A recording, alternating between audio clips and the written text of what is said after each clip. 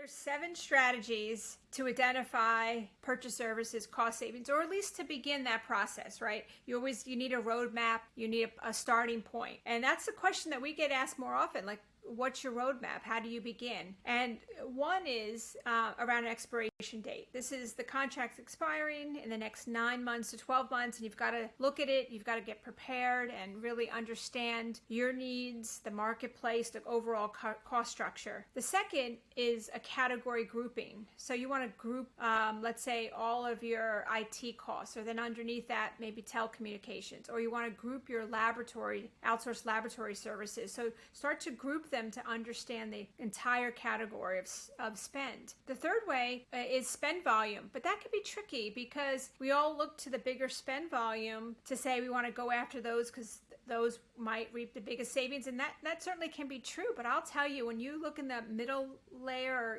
let's say your spend that's in the middle or even the lower portion, there could be the larger percentage of savings because no one's looked at it at all. And so we like spend volume, but don't get focused too much on the high spend. Even though it's great, you may want to prioritize some middle and some lower spend. The impact of the cost savings, if you've already done some analysis and you've identified cost savings, if there's a bigger impact, that's a great place to begin your strategy.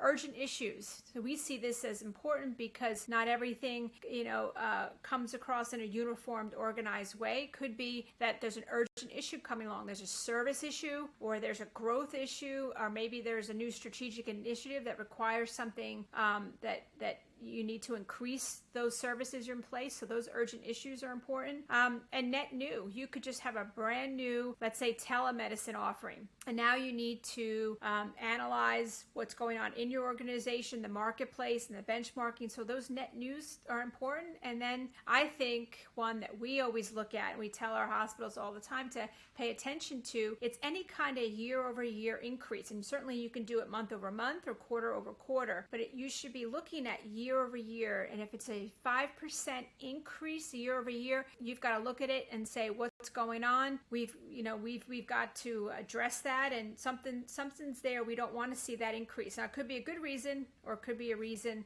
that you need to kind of have some kind of intervention on. If you've got an 8th or 9th or 10th way that you categorize your purchase services or your approach, please leave them in the comment section. I'd love to learn how you approach your purchase services cost savings.